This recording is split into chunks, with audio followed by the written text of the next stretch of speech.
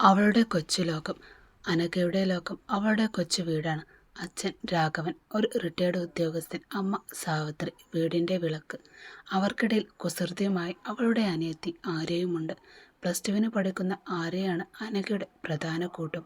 വൈകുന്നേരം കോളേജ് വിട്ടു വന്നാൽ പിന്നെ വിശേഷങ്ങൾ പങ്കുവെക്കലും ഇവർ തമ്മിലുള്ള ചെറിയ പിണക്കങ്ങളുമാണ് ആ വീടിൻ്റെ ജീവൻ തന്നെ. ആ സെമസ്റ്ററിലാണ് കോളേജിലേക്ക് പുതിയൊരു അധ്യാപകൻ വരുന്നത് തന്നെ, സിദ്ധാർത്ഥ് മാഷ്. ചെറുപ്പക്കാരനായ സിദ്ധാർത്ഥ് വന്ന ആദ്യ ദിവസം തന്നെ കോളേജിലെ സംസാര വിഷയമായി മാറി. വെളുത്ത ഷർട്ടും മടക്കി വെച്ച കൈകളും കൃത്യമായി വെട്ടിയൊതുക്കിയ താടിയും വശ്യമായ ചിരിയുമാണ് സിദ്ധാർത്ഥിൻ്റെ അടയാളം തന്നെ. അന്ന് അനഘയുടെ ക്ലാസ്സിൽ സിദ്ധാർത്ഥ് ആദ്യമായി എത്തുന്ന ദിവസവുമായിരുന്നു. ആ ക്ലാസ് മുറിയിലെ വിദ്യാർത്ഥികളുടെ വലിയൊരു തിരക്ക് തന്നെ അന്ന് ആ ക്ലാസ്സിലുണ്ടായിരുന്നു. സാധാരണ ഉറക്കെ സംസാരിക്കാറുള്ള കുട്ടികൾ പോലും ഇന്ന് അച്ചടക്കമുള്ളവരായി മാറി. ക്ലാസ്സിലേക്ക് കടന്നു വരുമ്പോൾ എല്ലാവരുടെയും കണ്ണുകൾ ഉടക്കി. സിദ്ധാർത്ഥ് ഗൗരവത്തോടെ പേരെഴുതി.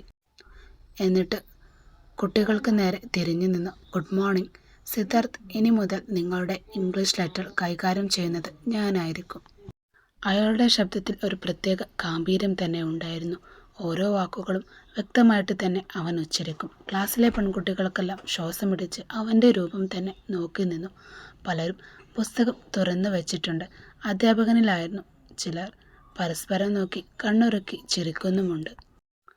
എന്നാൽ അനഘ മാത്രം ജനാലയ്ക്ക് പുറത്തേക്ക് നോക്കിയിരിക്കുകയാണ്. പുറത്തെ മരപ്പൊത്തിൽ നിന്ന് ചിലക്കുന്ന മൈനകളുടെ ശബ്ദവും അതെല്ലാം ശ്രദ്ധിച്ചിരിക്കുകയാണ്.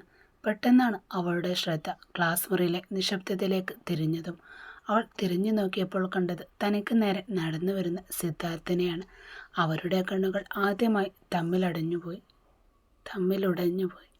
ജനാലക്ക് പുറത്തെ മരച്ചിലേക്ക് നോക്കി നിന്ന ഏതോ സ്വപ്നത്തിലായിരുന്ന അനഘ സിദ്ധാർത്ഥ് മാഷിൻ്റെ ക്ലാസ് എടുത്തുകൊണ്ടിരുന്ന ഗൗരവമേറിയ വരികൾ ഒന്നും അവളുടെ കാതുകളിലെത്തിയിട്ടില്ലായിരുന്നു. പെട്ടെന്നാണ് ക്ലാസ് മുറിയിൽ ഒരു ശബ്ദം പടർന്നത്. "അനഘ, സ്റ്റാൻഡപ്പ്." സിദ്ധാർത്ഥിൻ്റെ ഗാംഭീര്യമുള്ള ശബ്ദം ക്ലാസ്സിൽ മുഴങ്ങി. അവളുടെ തൊട്ടടുത്ത് വന്നു നിന്ന് സിദ്ധാർത്ഥിൻ്റെ കയ്യിലിരുന്ന പുസ്തകം മേശപ്പുറത്തേക്ക് ഒരു ശബ്ദത്തോടെ വെച്ചു. അവൻ്റെ കണ്ണുകളിൽ ദേഷ്യം നീലിച്ചുണ്ടായിരുന്നു. "ഞാൻ ഇവിടെ തൊണ്ട പൊട്ടി ക്ലാസ് എടുക്കുമ്പോൾ നീ പുറത്തെ കാഴ്ചകൾ കാണുകയാണോ?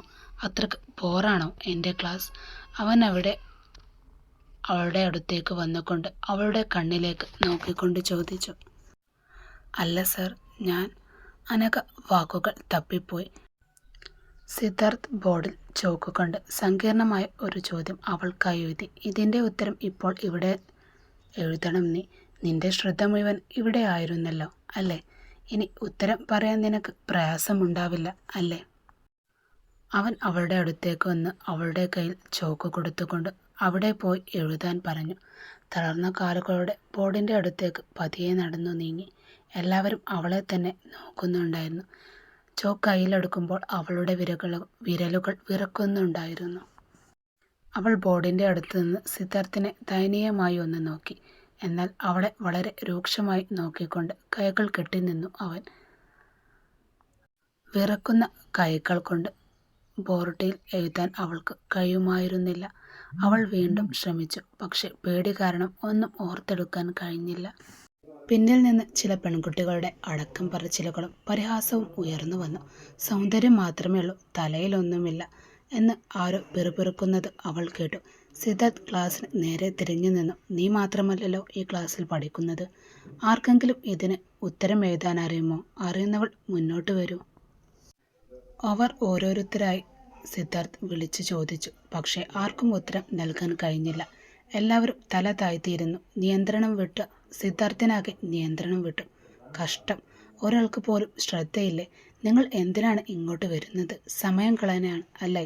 അവൻ ദേഷ്യത്തിൽ മേശയിൽ അടിച്ചുകൊണ്ട് എല്ലാവരോടുമായി പറഞ്ഞു.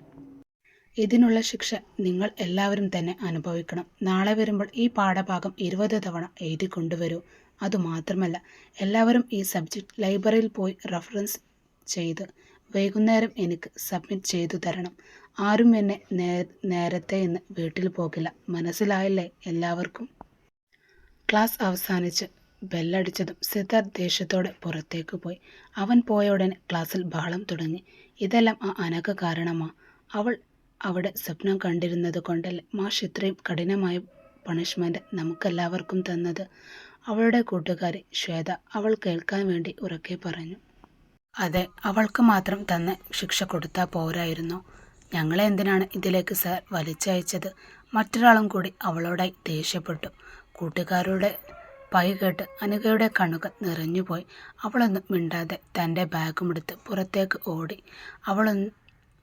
അവളുടെ ഉള്ളിൽ ആ സിദ്ധാർത്ഥിൻ്റെ രൂക്ഷമായ നോട്ടവും താൻ അനുഭവിച്ച അപമാനവും അപ്പോഴും നേരിൽ കണ്ടുകൊണ്ടേയിരുന്നു. അതുകൊണ്ട് തന്നെ അന്ന് വൈകുന്നേരം ലൈബ്രറിയിൽ നല്ല തിരക്കായിരുന്നു. സിദ്ധാർത്ഥ് നൽകിയ ശിക്ഷാ നടപടിയുടെ ഭാഗമായി റഫറൻസ് എടുക്കാൻ വന്ന കുട്ടികളെ ലൈബ്രറി നിറഞ്ഞു നിന്നു. ഒരു മൂലയിൽ തനിക്ക് വേണ്ട പുസ്തകം തപ്പി അനഘ അവിടെ തന്നെ നിന്നു. അലമാരയുടെ ഏറ്റവും മുകളിലത്തെ തട്ടിലാണ് ആ പുസ്തകം.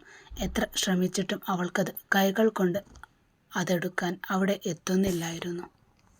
പെട്ടെന്നാണ് ഒരു നിഴൽ പോലെ ഒരാൾ അവളുടെ പിന്നിൽ വന്നു നിന്നത്. കരുത്തുറ്റ ഒരു വലിയ കൈ അവളുടെ തലയ്ക്ക് മുകളിലൂടെ നീണ്ട് ആ പുസ്തകം അനായാസമെടുത്തു. അവളൊന്ന് തിരിഞ്ഞു നോക്കി. മുന്നിൽ നിൽക്കുന്ന സിദ്ധാർത്ഥ മാഷ്. അവൻ പുസ്തകം അവൾക്ക് നീട്ടി. അത് വാങ്ങാൻ കൈ നീട്ടുമ്പോൾ അവളുടെ വിരലുകൾ വിറച്ചു പോയിരുന്നു. പുസ്തകം വാങ്ങി അവൾ വേഗം പോകാനൊരുങ്ങി. നിൽക്ക് അനഘ. സിദ്ധാർത്ഥിൻ്റെ ശബ്ദം ശാന്തമായിരുന്നു, പക്ഷെ അതിലൊരു ഗൗരവമുണ്ട്. അവൾ തറഞ്ഞു നിന്നു. എന്തായിരുന്നു ഇന്ന് എൻ്റെ ക്ലാസ്സിൽ നിനക്കിത്ര വലിയ ആലോചന? ആരെങ്കിലും വിവാഹം കഴിക്കാമെന്ന് വാക്ക് തന്നോ? അതോ വീട്ടിൽ നിനക്ക് കല്യാണം ആലോചിക്കുന്നുണ്ടോ? സിദ്ധാർത്ഥിൻ്റെ ആ പരിഹാസം കലർന്ന ചോദ്യം കേട്ട് അനഘ ഞെട്ടി തൻ്റെ മിഴികൾ ഉയർത്തി അവനെ ഒന്ന് നോക്കി. അവളുടെ കണ്ണുകളിൽ സങ്കടവും അത്ഭുതവും നിറഞ്ഞു നിന്നു. ആ നിമിഷം സിദ്ധാർത്ഥിൻ്റെ കണ്ണുകളിൽ അവൾ മാത്രമായിരുന്നു. അവളുടെ നെറ്റിയിലും മേൽചുണ്ടിലും ചെറിയ വിയർപ്പ് തുള്ളികൾ പൊടിഞ്ഞു വന്നു. തല താഴ്ത്തി നിൽക്കുന്ന അവളെ നോക്കി സിദ്ധാർത്ഥ് മനസ്സിലോർത്തു. എന്തൊരു ഭംഗിയാണ് ഇവൾക്ക്! ഈ കടുംപച്ച അനാർക്കലിയും നെറ്റിയിലെ ചന്ദനക്കുറയും മുടിയിലെ ആ വാടാത്ത തുളസിക്കതിരും കണ്ടാൽ തന്നെ എൻ്റെ അമ്മയെപ്പോലെയുണ്ട്. എത്ര ആലോചനകൾ വന്നതാണ്. ഒന്നിലും മനസ്സിലാക്കാത്ത എനിക്ക് ഇവളെ കണ്ട മാത്രമേ തന്നെ എങ്ങനെയാണ് ഇത്രയും മോഹം തോന്നിയത്? തൻ്റെ മനസ്സിനെ എത്ര വിലക്കിയിട്ടും സിദ്ധാർത്ഥ് അവളിൽ നിന്ന് കണ്ണെടുക്കാൻ കഴിഞ്ഞില്ല. പക്ഷെ പുറത്തവൻ ആ ഭാവം പ്രകടിപ്പിച്ചതേയില്ല. മറുപടിയില്ലേ? അവൻ വീണ്ടും അവളോടായി ചോദിച്ചു.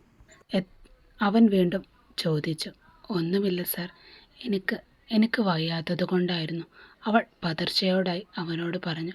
അനഘ പുസ്തകത്തിൻ്റെ താളുകൾ മറിക്കാൻ തുടങ്ങി. അവളുടെ ഓരോ ചലനവും സിദ്ധാർത്ഥ് ശ്രദ്ധിക്കുന്നുണ്ടായിരുന്നു. ആ സമയത്ത് സംശയം ചോദിക്കാനായി കുറച്ച് കുട്ടികൾ സിദ്ധാർത്ഥിൻ്റെ അടുത്തേക്കെത്തി. സാർ, ഈ ഭാഗം ഒന്ന് പറഞ്ഞു തരാമോ? ഒരു പെൺകുട്ടി അവനോടായി ചോദിച്ചു. കൂടെയുള്ളവർ അനഘയെ നോക്കി കളിയാക്കി ചിരിക്കുകയും മുറുമുറുക്കുകയും ചെയ്യുന്നുണ്ടായിരുന്നു. അനഘ ഇടയ്ക്കിടെ സിദ്ധാർത്ഥിനെ ഒളിഞ്ഞു നോക്കി. പക്ഷെ അവൾ നോക്കുമ്പോൾ അവൻ കുട്ടികൾക്ക് സംശയം തീർത്തു കൊടുക്കുന്ന തിരക്കിലായിരിക്കും.